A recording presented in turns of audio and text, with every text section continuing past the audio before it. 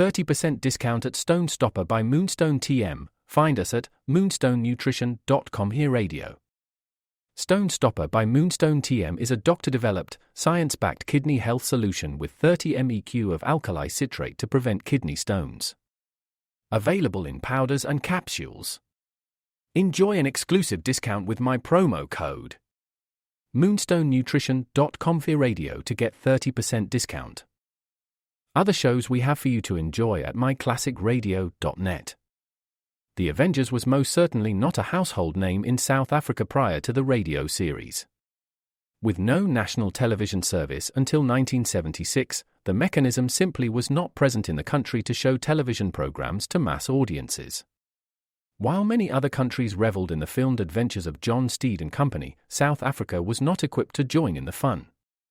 The series took Britain by storm and made a major impression in the American markets, being that greatest of rarities, a British series given a network transmission slot. However, as a film series, rather than a videotaped one, The Avengers was able to gain a modicum of exposure in South Africa through film rentals. Come and listen at myclassicradio.net. Good evening. This is Crime Classics. I am Thomas Hyland, with another true story of crime. Listen.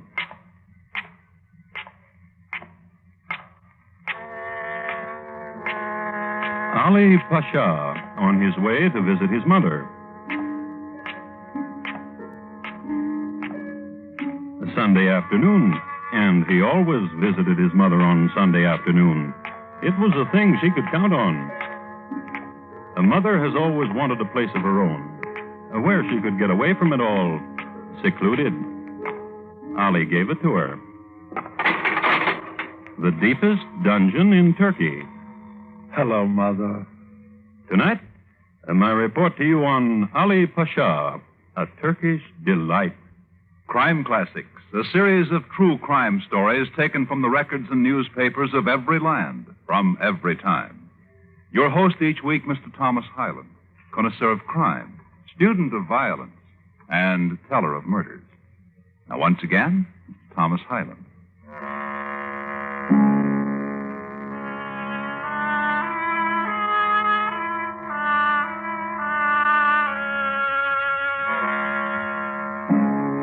There were harems in those days, and fezzes and veils and scimitars and slaughter, Albania's chief imports from her Turkish masters. For in 1750, the Ottoman Empire was still powerful and bled her vassals, left Albania bleak and starving, and a wild country scourged with marauding bandit tribes. It was terror and theft and pillage and flame, and a child's mute staring at death's image. Ali, at the age of 9, childlike reaction to the murder of his father, a silent comment upon the raid of the horsemen of the Kisuran tribe. My child, my child. A mother, a new widow whose name was Kahamko. My child, see there in the corner, your brother and your sister, huddled in silence and weak, having found sleep to shield them from pain. Weak and coward. So there is but you and I. Then listen. This night the Kisura came down from the hills and killed your father and burned all there was to burn, so that now we live in a cave.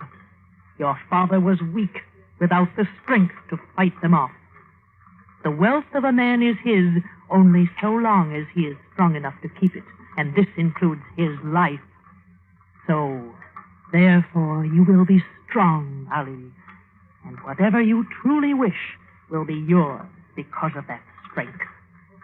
You will avenge this night, Ali, but above all, remember this night as a symbol.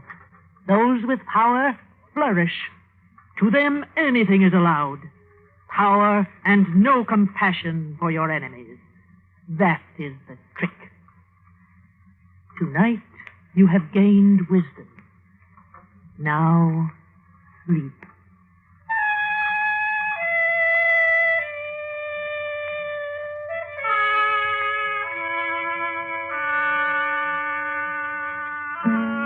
Mother's charge to her son, which was, the next week, translated into action when the two of them left the cave and went down into town. The first house they came upon belonged to a shepherd and his wife, who welcomed them inside. Bread and curd was brought, and when the repast was over, mother and son each displayed a pistol and became homeowners again, and fetched brother and sister, and the family was complete again. And so it went, and so did time, from homeowner to landowner, and then, I am honored, sir, that you have come to visit me. said the widow to a palace owner who lived on the hill. I bid you enter. Word of your beauty has come from the hills, and I wish to see it. And this is my son. And now that mine eyes have looked upon you, I despise myself for not coming sooner. This is my son, and his name is Ali. And in the hills, though closer to heaven we are, there is no such beauty as yours. His name is Ali, and one day he will be great. I fall at your feet and kiss your hem. One day he will be great. He has a brother and sister, but they are weaklings. Not Ali. Not my son, Ali. I love you. What will happen to my son? Young man, come near. How would you like to live in a palace, young man? Kamko? Yes? What a pleasing smile your son wears. Yes. Let all of us live in a palace.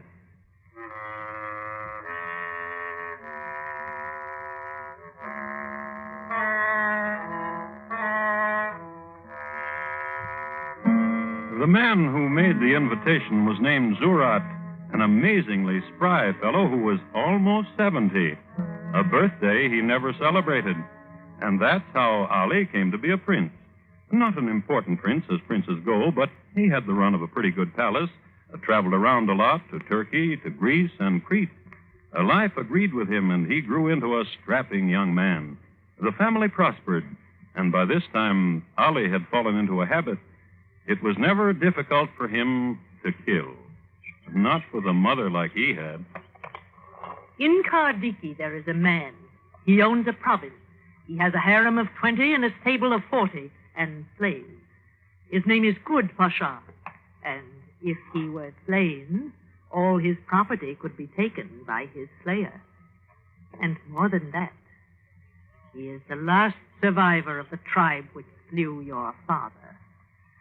I have summoned you to remind you of it. Yes.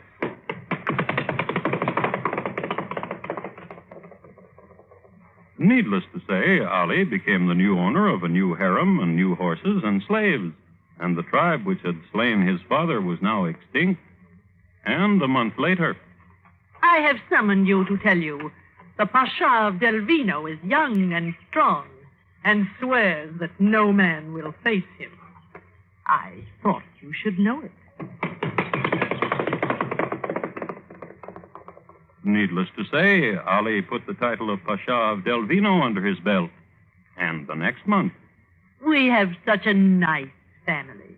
Yes, we do, Mother. Your brother is content with his sheep and his wife. And my sister is married to the Pasha of Arjirokastrom. And you, wealthy and with much power. Ali, Yes?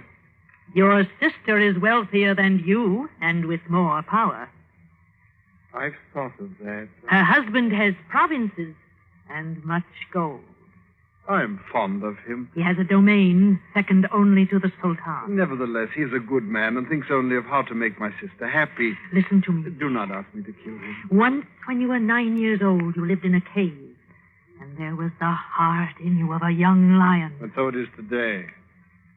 You would be second to the Sultan. Yes. Then kill him.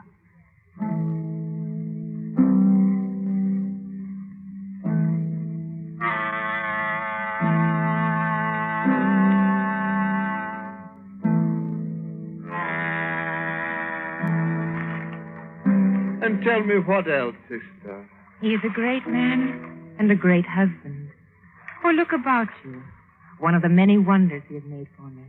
This very lake was a village, and my husband once heard me cry out at the squalidness of it. So he made a lake of it, and slaves to paddle me about in it as now. And look below, how clear the water. You can still see the houses. You glow when you speak of him. He is gentle with me. And you love him dearly.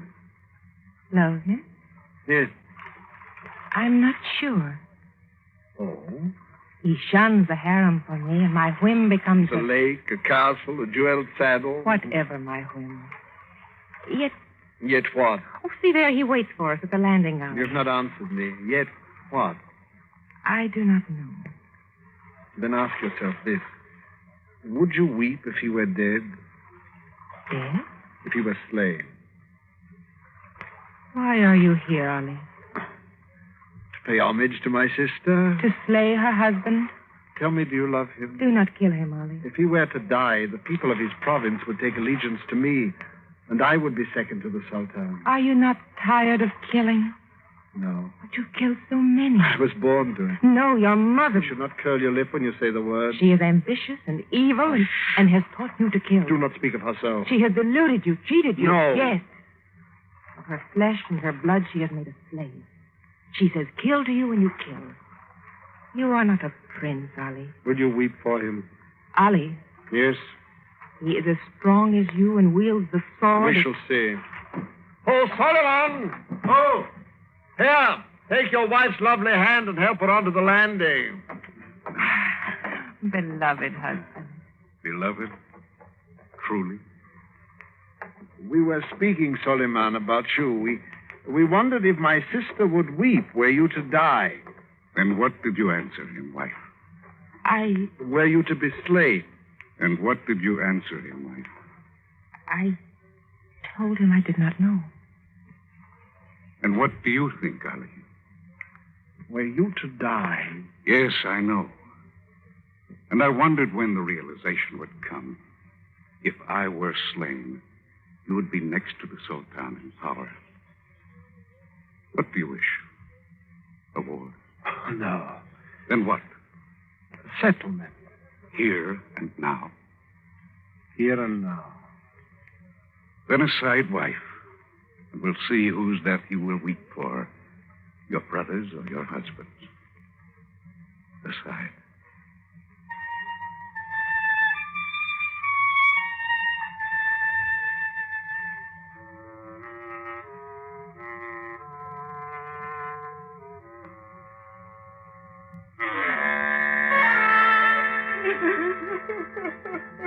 My sister weeps, Mother. She will tire of it. She's wept like this since the moment of her husband's death. She will find another husband. She told me this, Mother, that you have deluded me, cheated me, Oh? that I'm your slave. In spite of my power, I'm your slave. But the power is not truly mine, but yours. But I am your slave.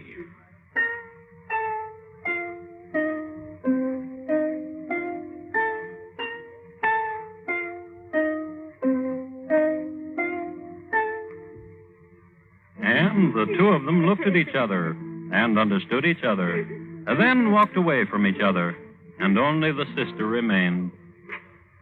And she was done with her weeping. She smiled. She was the type of girl who hated her mother.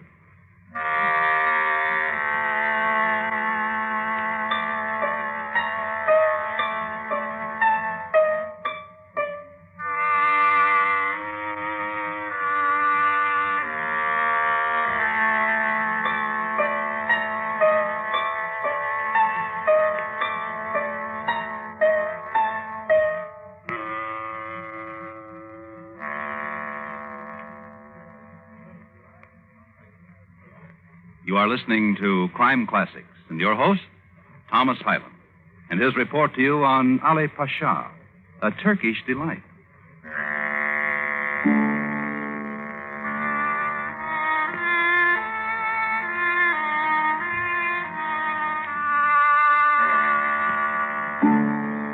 Some Albanians point to their own country as the land of opportunity, They point to an erstwhile cave dweller named Ali, who grew so in stature that he negotiated treaties with France and England and Russia, who maneuvered armies and history, whose court was filled with famous people and alchemists and philosophers and Greek poets, whose days were filled with splendor and new delights and the cackle of spilling jewels and the swish of silk. This story we're discussing here has its climax when Ali was in his late 20s, when he was well down the road of becoming a child of history, albeit a terrible one. This, then, is the story of one boy and his mother, a mother whose name was Kamko, who one day traveled into the hill country to visit another son. It is fine to see you, Abu. What do you do here, Mother?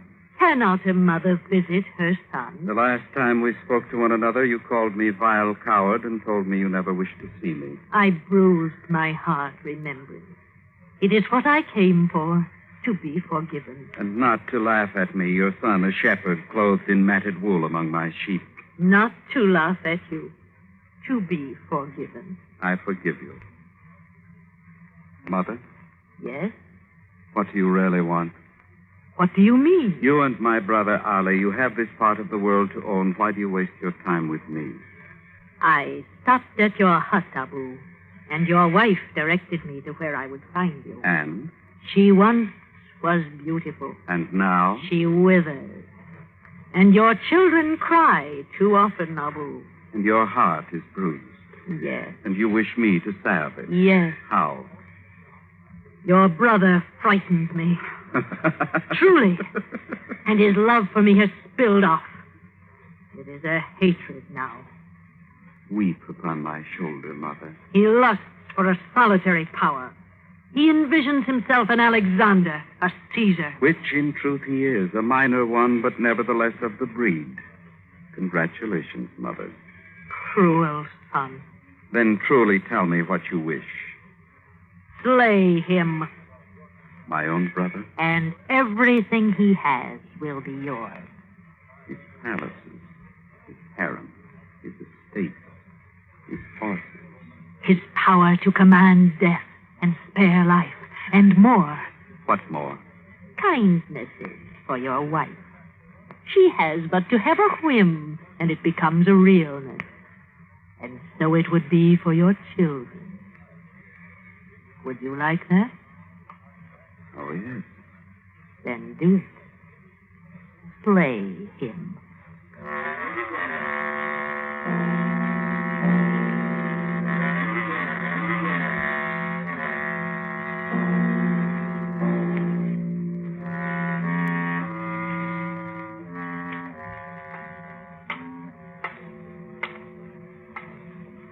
I am his brother.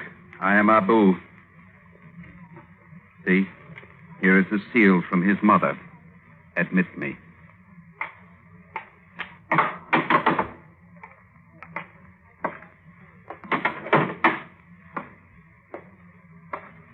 Who are you? Look close. My brother. My brother Abu? Yes. How many years? 10. You're a shepherd, I've heard. Yes. From your dress, poor. Yes. You're welcome here. That remains to be seen. Oh? I was sent here to slay you. Oh. Yes, I was to come here and greet you and reestablish our brotherly love, to recall the olden days and reestablish tottering memories. Then I was to devise some stratagem, such as perhaps you would doze and I would stab you. Why? Because you are a tyrant. True. Some device, you understand, and you would be slain. True. Our mother sent you to me. Yes, yes, she did. But you are a shepherd, a gentleman who sleeps beneath the stars and loves children and plays the reed. And I am a coward. Now, what will you do with me?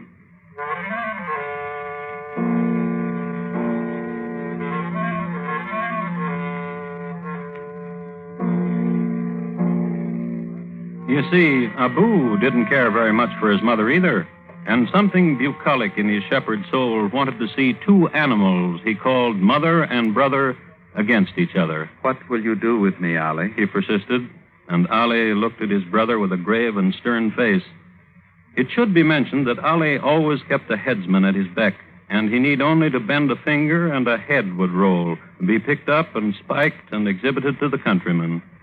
So when Abu asked, "What will you do with me?" again, even the headsman was surprised when Ali smiled, and, as was the custom for visiting relatives, he provided his brother with a slow tour through the palace, which included the fountains, the boar pen, the harem, the baths. Then Ali gave him a new matted wool tunic and sent him home. Then Ali made a gesture toward the headsman, which meant, "Come with me." So away they went to the minarets of his mother's pavilion. Where is she? What's she doing? Shh. Who are you? Physician to the noble Kamko, as are we all physicians. What is the matter with her? Ill, You know who I am? of course. Then I command you to tell me what is wrong with her. Ill? But grievously? Unto death? No. No? No. Walk with me. Yes.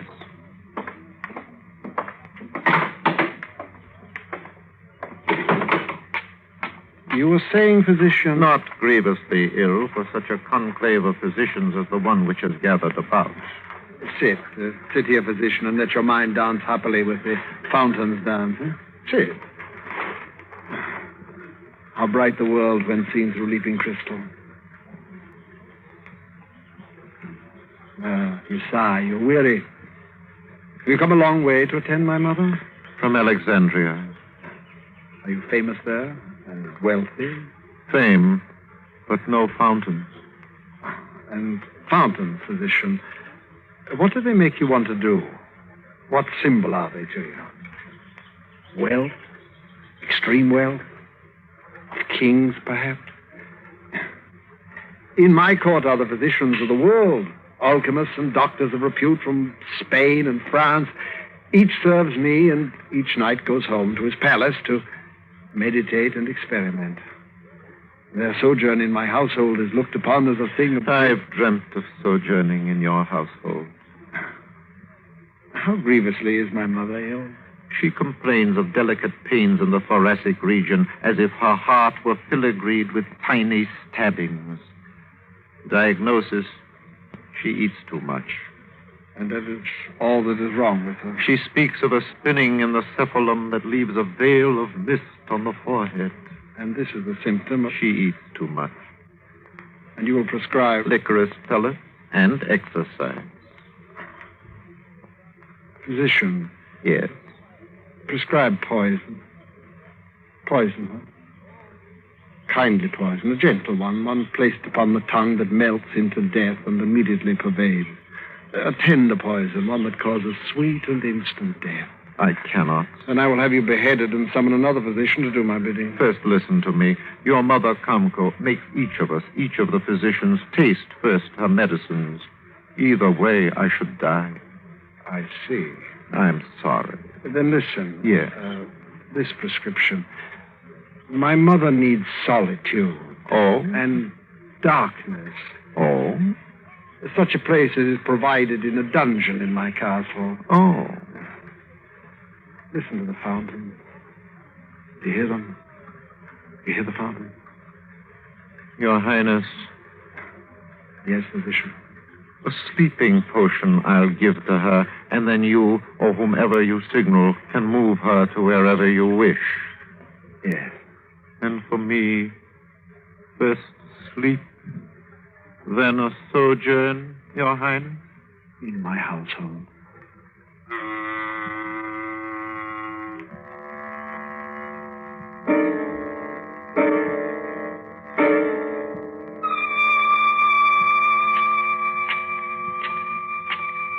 Ali on his way to visit his mother.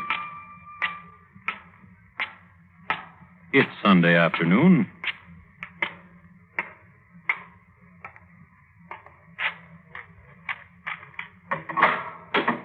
Last Sunday afternoon, his mother looked terrible.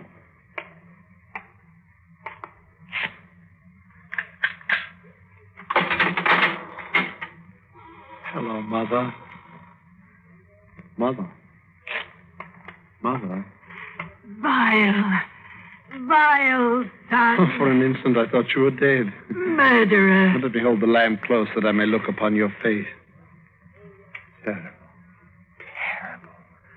Terrible. I am weak, and I cannot move. And you mock me. When will you die? Evil, evil, evil. When will you die? My death began the moment I gave you birth. Why do you bitter yourself with it? It is of your doing. This that has happened is of your doing. Evil son. Rejoice, mother. What are you saying? Rejoice. For I am to be proclaimed Ali Pasha of all the empire, the most powerful caliph the world has ever known. Rejoice. Son, listen to me, son. Yes. Lift me up and carry me from this dungeon, that I may see your glory. No, you will stay here and feast on the echoes of it. Lift me up. Just believe this, Mother. I will have shrines erected to your memory. Do you hear me? Do you hear me? Do you hear me?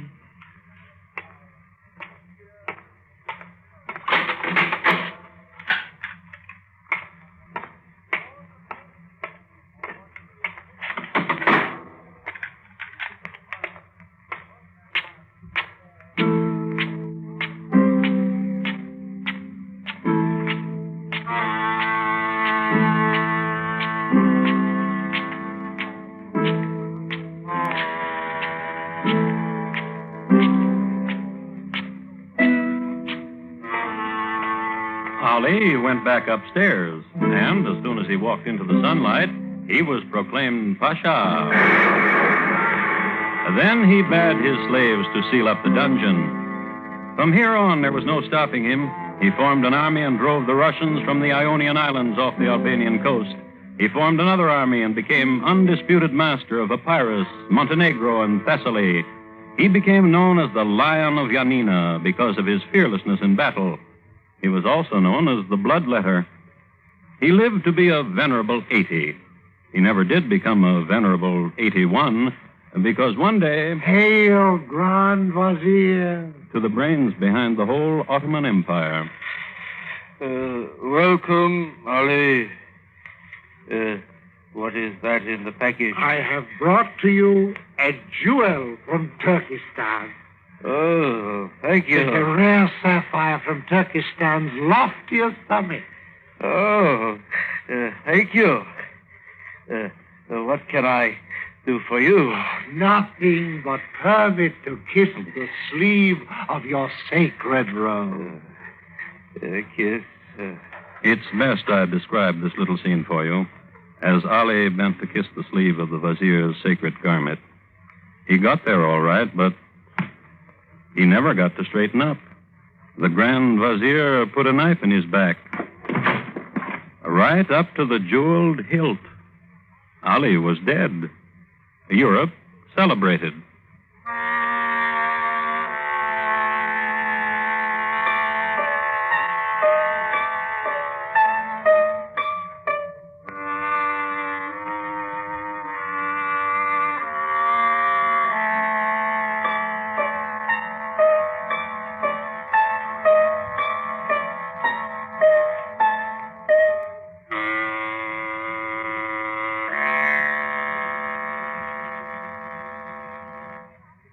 Ali Pasha, tonight's crime classic, was adapted from translations of the documents of the Times by Morton Fine and David Friedkin. The music was composed and conducted by Bernard Herrmann, and the program is produced and directed by Elliott Lewis. Thomas Hyland is portrayed on radio by Lou Merrill. In tonight's story, Hans Conried was heard as Ali Pasha, and Paula Winslow as Comco. Featured in the cast were Lillian Baeff, Jack Crucian, Kurt Martell, Vic Perrin, and Edgar Barrier. Bob Lamont speaking. Here again is Thomas Hyland. Thank you. Good night.